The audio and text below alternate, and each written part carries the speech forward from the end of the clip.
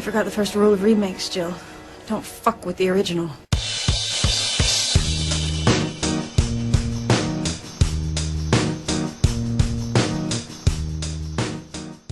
Hey everyone! The Amityville Horror The Lost Tape opened in select cities last week, and you know what that means? We're going to visit a haunted house again. We're going to start running out of those eventually.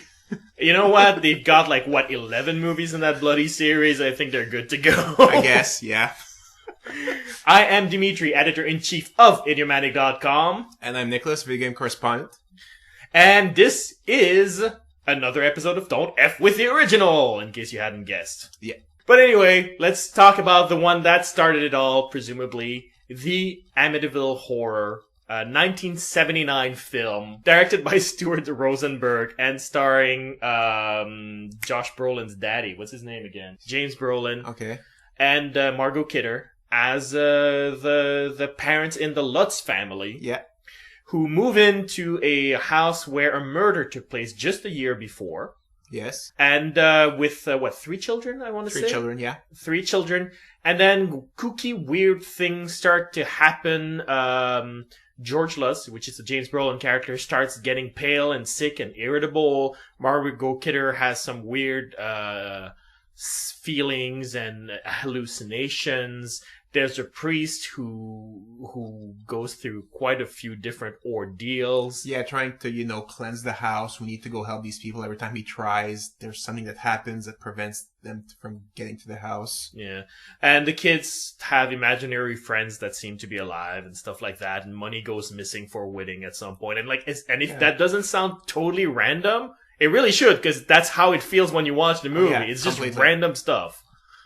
And yeah, it's just them dealing with what seems to be obviously a haunted house. That's all it is. Yeah. Or a demonic house, I guess. Actually, it seems like it's mostly one person dealing with it. It's really the mother that's dealing. The father's going kind of cuckoo. Yeah. And he doesn't realize anything's going wrong. And the kids are kind of having fun there with their imaginary friends. You don't sense them being in that much danger. The mom and the priest. Because the priest has a really hard time. Oh, yeah. The priest has a harder time than the mom, I would say. The he priest keeps getting kicked in the groin. Yeah, he's really passionate about it, too. We need to help them and everything. And, every time, other people in his order or, everybody, he's like, no. And then he tries to get the house. He goes in a car crash. It's crazy. The priest is really, going the extra mile for this. Everybody else seems to be like, okay, it's all good. If you don't know, the thing about Amityville Horror, which I find terribly hard to pronounce, by the way, is that it's based on a book, which itself is allegedly based on a true story. Allegedly. And no longer allegedly, in fact. It's been proven to be a fraud. The author admitted it himself. The part that is true is that there was a house where there were murders that were committed. Yeah. And there was a family that moved into the house afterwards. Yeah.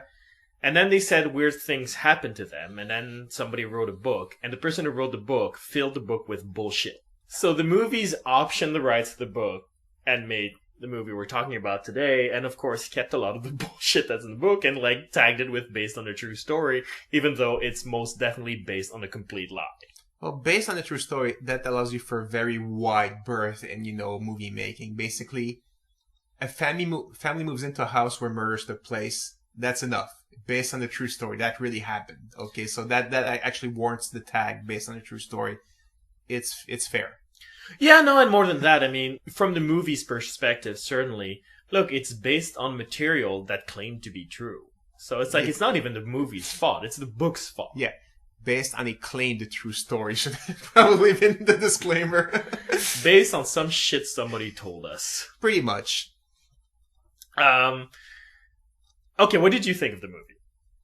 That was terrible. I mean, it like you said, nothing was connected. There was no escalation. You felt it was just like, oh, this thing happens now. This other completely random other thing happens. Oh, this thing happens. And the father likes to chop wood a lot because he's cold. And it's all completely loopy. There's no thread that links everything together. It's just like, oh, stuff happens in the house. The mother has a bad feeling. Priests are trying to help them.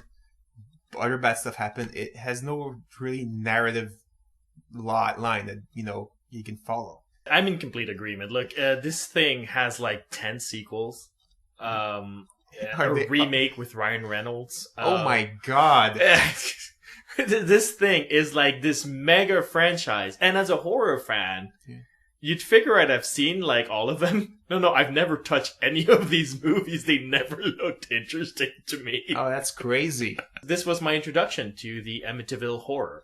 And I agree with you. This is terrible. I'm happy that I didn't waste any of my youth on that stuff. This is horrible, horrible, horrible filmmaking. And like it gets you in the wrong mood right from the start when you have the Lutzes visiting the house before buying it. Yeah. And every time they enter a room, they cut back to a scene from the murder that happened a year ago with like big like pow pow pow because the guy shot his family and everything. And it's really loud and you're supposed to jump. It's like, but like. Nothing scary is happening. You just introduced a random loud noise in a scene that doesn't have one. That was really annoying to listen to because you're trying to watch it. It's like, oh, lower the volume. And then they're talking, raise the volume. And then the flashback, lower the volume. Is just, come on, pick a volume and stay with it. Seriously.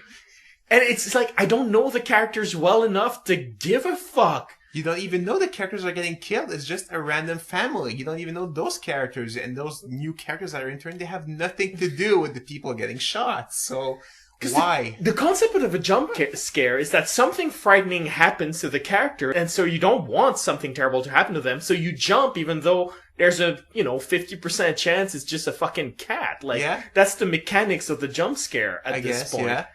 We haven't met the Lutzes yet, so you have a gun showing out of nowhere going bang. It's like, but I don't care about him yet.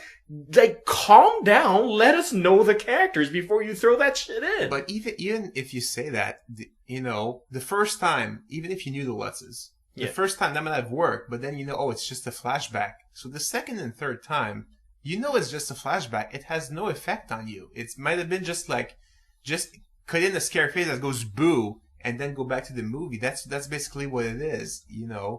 It's not going to work a second or third or fourth time when you know what's going to happen. It's ridiculous. At least after they visited the house the first time, it was done. Yeah. No, after that, it's more traditional scares. Yeah. And actually, to be honest, there are some that I found effective. I think the child's imaginary friend stuff was pretty good. Yeah. The little daughter is singing to her imaginary friend, and she's facing a rocking chair, and the chair is rocking on itself. Like, that's genuinely creepy. And the mother comes in. It's like, who are you talking to? Oh, my friend flew away. And the mother just sort of glances outside the window and sees two shining eyes. It's like, okay, that's creepy. Like, that worked. That worked for me. That was good. Also losing the money you have to pay the caterer for your wedding. That's terrifying, It's like, how are you going to pay your caterer? People have to eat. All that food's going to be spoiled. What's going to happen? That's terrifying. That is a mean spirit right there. Well, yeah, okay. So then there's the stuff that obviously doesn't work. And yes, the wedding subplot was like, okay, you're introducing new characters, I guess. That's what you're doing. I mean, there is something to be said about the way that James Brolin's character is slowly losing his poop and sort of becoming more and more unhinged. And I actually sort of like what they did with that, to be honest. I don't know. I felt that I didn't know him enough. Is he getting unhinged, or he's just married this woman and, he's getting used to life with a kid. Maybe he's just realizing that kids annoy him more and more and that's why he's unhinged. The movie didn't really let me a chance to see, maybe he's just getting annoyed with the kids. It was I think that mystery actually is what makes it work, though. It's that ambivalence that to me makes it work, because nothing he does is outside the bounds of reason. It's a guy who's feeling sick and who's being very impatient. I mean, like, the wedding scene's a good example of this, because on the one hand, he's being generous. He's giving his money for his brother-in-law, and he's being really cool about it. And he talks to the caterer and goes like, look, I'll give you a check. And then the caterer's being a dick about it. Yeah. And also, like, asking for cash, like, essentially he's asking them to defraud the government is what he's doing. Pretty much. Sort of when contractors ask you for cash, it's because they don't want to pay taxes. That's what it comes down to. Yeah. And, depending on how he feels about that, he loses his shit a little bit faster than he would if he were healthy. Yeah. And so you're like, oh, okay, like maybe he's just really is sick and he's really just tired or maybe he's on the verge of a mental breakdown, as people can be in life. Yeah. So, and the idea of that works. I can imagine it working particularly well in the novel, where it's, we know it's based on a true story, quote unquote. And the idea of like, did something magical really happen there? Or is it just a guy who's on the verge of a breakdown, Yeah, okay. That makes sense. So for me, that worked. Yeah, but added to that, the fact that there's no real reason for the rest of the family to stay in the house. You know, like not like Paranormal Activity, where they actually try to give a reason saying that the demon's going to follow you if you leave, so leaving won't help. Here, it's obviously the house that's going crazy, and there's no real reason for the family to stay there. Okay, Well, they ain't rich is one of the main reasons. they ain't rich, but eventually, even the guy's walking around with his axe all the time, and eventually he even slaps his wife, saying, everything's fine. And he's like, at that point, you should have gotten out of there. There's Product no of the reason. time, I think, a little bit product of the time. Getting slapped around might have been more common than we care to admit. Yeah, that's terrible. But true, That's unfortunately. true. I mean, It like, is. I'm not...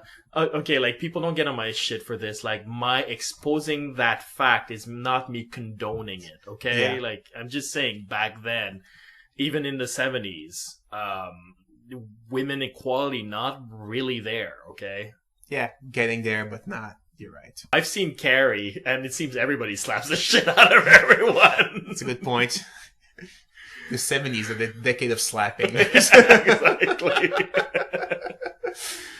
No, I mean, I think that worked. I think one of the things that gives an explanation as to why they don't leave the house until very late in the game is because the stuff that happens isn't that bad most of the time, except for what happens to the priest, and the family is not privy to that. That's true. That is true. So for me, they sort of balance that act pretty well, where you're like, no, I mean, like, changing properties is a bitch. You're not going to do that willy-nilly. And all of this stuff can theoretically be explained, so you wouldn't necessarily move out right away. Yeah. I think that works. What doesn't work for me is the fact that it's based on a true story is one of the problems. My problem is twofold, but the first one is, look, every time a horror movie is based on a true story, you know exactly how it's going to end. And it's very simple. The family's going to get out. And I'm not saying that, oh, spoiler alert. Like, I'm saying that without having seen the end of the movie, that's what I thought. Maybe Yeah. I'm right, maybe I'm wrong. We'll get to that in the spoiler section. Okay.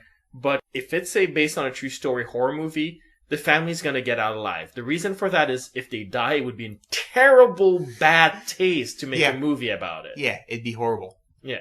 So you know it's going to be a story of triumph. That's what based on true story movies are. So they're going to get out of the fucking house. So you know where this is headed. And so it's kind of boring. You're just waiting for them to wake up and get out of the house. That's a good point. And the other part is it's based on a book, and it's based on just random events being put out in the book. I mean, because that's what the haunting is like. Okay. And so there's no narrative. It's like we've already said this a couple of times now, but it's just like, and this happened, and this happened, and this happened, and this happened, and then they move out, presumably. Yeah. That's not a narrative. Why is that acceptable though in the book and not, in the movie we all saw it. It looked terrible. It just made just random stuff happening. Is it more acceptable in the book when you read this and you're just reading is like random stuff happening with no link, Generally, yes, because it's more about the characters, more about how the character is presented in the book. Like you'll find in books, like it's much more character-centric, the journey, than it is plot-centric a lot of the times. Okay. Because you can get into the character's mind a lot better, because if they are telling the story or if you're following their point of view. And That all makes of sense. Yeah. But more than that, if it's based on a true story, what you're reading is an account of weird shit that happened. You don't need a narrative. You just need the belief that this could happen to you. And then you turn the pages like, oh, tonight this happened. Oh my God. And tonight this happened. Oh my God. Okay. You don't actually need a narrative. It could have actually been a freaking list of weird shit that happened. Yeah. And you would just be reading the list the same way if you go on to some of those ghost websites that just list like random ghost events that happen in point form and you're still getting scared. It's the same thing. Okay. And that's what the movie feels like. Like you're just reading a bullet point list of random shit that could be creepy if you believed in them. Yeah. But it's filmed in such an overly dramatic and serious manner that you just can't get into it because it's too cinematic. Like Paranormal Activity got it right to a certain degree, where it's not cinematic. No. It feels amateurish, and therefore you feel like, okay, something's being cataloged. Yeah, the characters are sleeping while most of this stuff happens, so you actually see the stuff happening. And you're like, oh, this is happening. This is, the doors moving, and it's not the characters because they're sleeping right there. So you see, whereas there you have, you're not relying on your reaction. I guess you're relying on the other characters. How are the characters in the movie reacting to this list of bullet point events that's happening? And I guess it's not as cool, I guess. Yeah, well, that's the thing. It doesn't feel cataloged. It doesn't feel real. So what you're doing, because the movie invites you to get into the narrative, you're trying to get into the narrative, and there's none. Having said that, yes, the design of the house is nice. I like the design of the house. It is spooky. It looks like it has two eyes whenever the top window is open. And that's kind of creepy. I like that. Yeah. It's a cool looking house. Pretty big, too, for the price they paid. So. It's like Nick's watching the movies. He's all about, like, real estate. You could totally buy it, fix it up, and turn it, for profit. Oh, yeah, no. That house is made to be flipped, for sure. Exactly. Oh, for sure. But no, it's a nice house. It did look creepy. Everything smelled wood inside, so you feel like it's going to be creaky. I mean, and it's all, yeah. No, the heating is, just a fireplace, so no modern stuff. So yeah, it was very creepy. I do agree with that. Yeah. But here's my question about it as well. Like, it just occurred to me though, like, at the beginning he says like, no, I can use the guest house over there, to write, because apparently he's a writer. And it's like, is the guest house also haunted? Because then they could have moved into that. I don't know. Temporarily. When they talk about the guest house, we didn't have a flashback of a gun shooting. Yeah. So I'm guessing there was no murder in the guest house. Yeah. So I'm pretty sure it's not haunted. Oh. That's how ghosts work. Okay. So should we get into spoilers? Yeah, I think that's a good time. Okay, guys, if you don't want to listen to spoilers relating to this movie, I'm going to tell you right now, I don't recommend it. I don't think it's worth your time at all. I'm surprised that there are 11 sequels to this thing. It's really bad to me. But. Yeah, no, there was nothing. Watch Paranormal Activity is what I have to say. You'll enjoy it a lot more. And you'll actually, if you're into those kinds of haunted house thing, you'll be a lot more freaked out about that than you would about this. So, okay, let's get to the end, which is like a 5-second moment, essentially, where they go like, oh yeah, let's get out of the house. Done! Yeah, pretty much. Wait, the guy goes back for the dog, and then they go out. Yeah, how do you feel about that, though, by the way? Dude, you have a family with 3 kids, okay, and your wife. Don't risk them to go back for a dog. Just get your family out of there. Seriously, that's what I felt about that. I was just like, oh my god, he's going back for a dog. I could not believe that. I'm actually a little bit ambivalent about that. Being a pet owner myself, I wouldn't leave my pet behind either. I don't know. It's just you get that attachment and you get that sense of responsibility towards that animal, because that animal can't help themselves. Yeah. So I actually understand, like, I totally understand how a non-pet owner would be like, what the fuck are you doing? Because that's that's rational. But I also understand how a pet owner such as himself would go for the pet, because there's an emotional connection there that's very, very strong. It's true. And to be fair, they were all yelling at him to go get the dog. Go back for the dog, and you're like, all right, just pad this movie off for another 3 seconds. Yeah, pretty much. And the idea behind it I get. They know that we know they're not going to kill the kids. Yeah. Because, again, based on a true story. But they think that we're macabre enough to think that they might kill the dad. As if he's not a person to mourn. Because he has a beard and he's grumpy. I don't know. Yeah. And so it's a way to isolate him without any other life in danger. Or maybe they think they might kill the dog, So we think, is the dog going to make it out of there?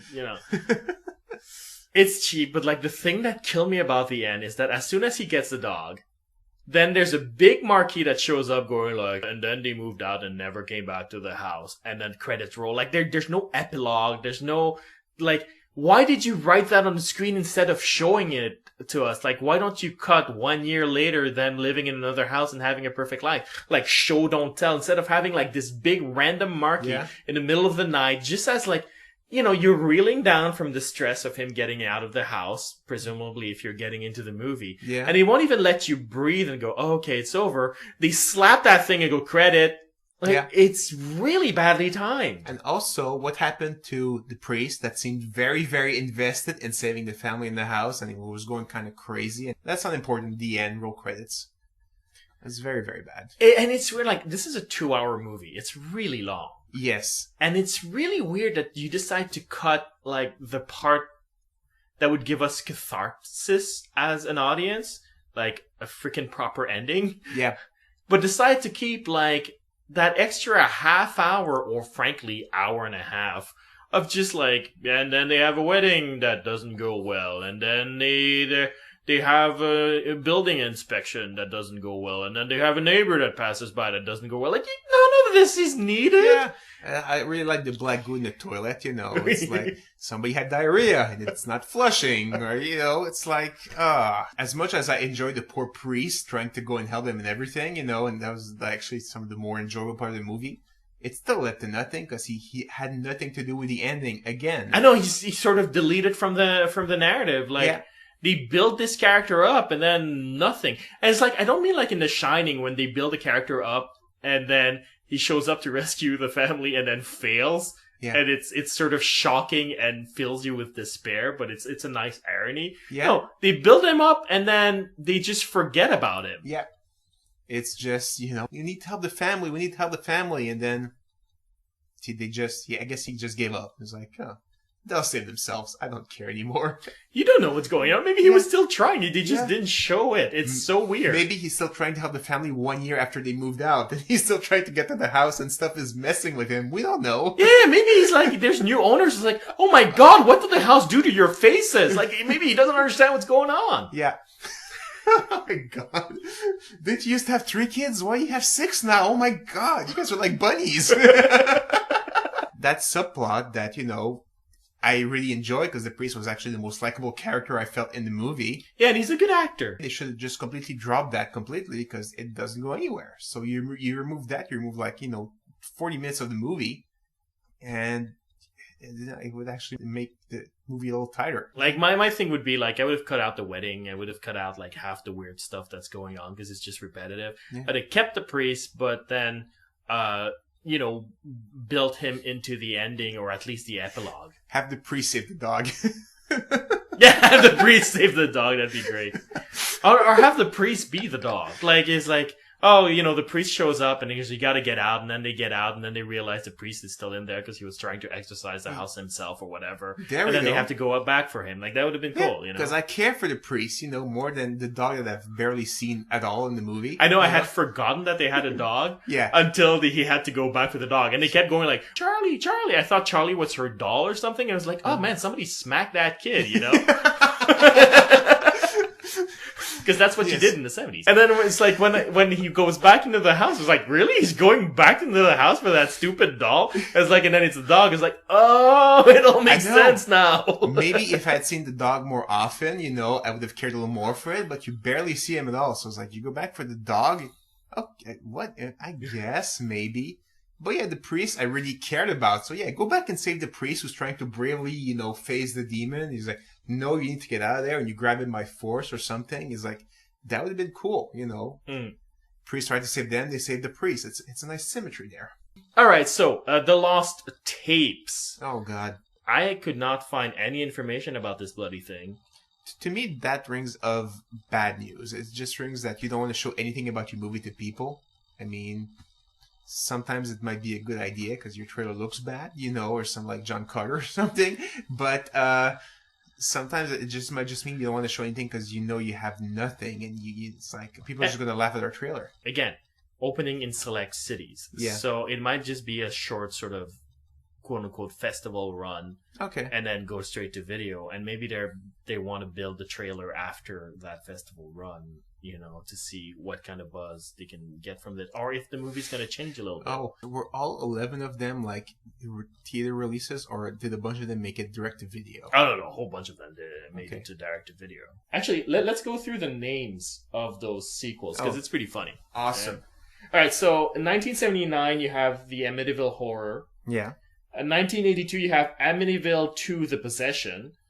1983, you of course have part 3 called 3D, because that's what you do. Of course. Amityville 3D, The Demon. I can just imagine the demon with those blue and red glasses. Spectacular. And then we skip a couple of years, so I'm guessing that's where the jump to DVD happened. Yeah. 1989, we have Amityville 4, The Evil Escapes. Oh, so it leaves the house now. Interesting. Yeah, I guess so.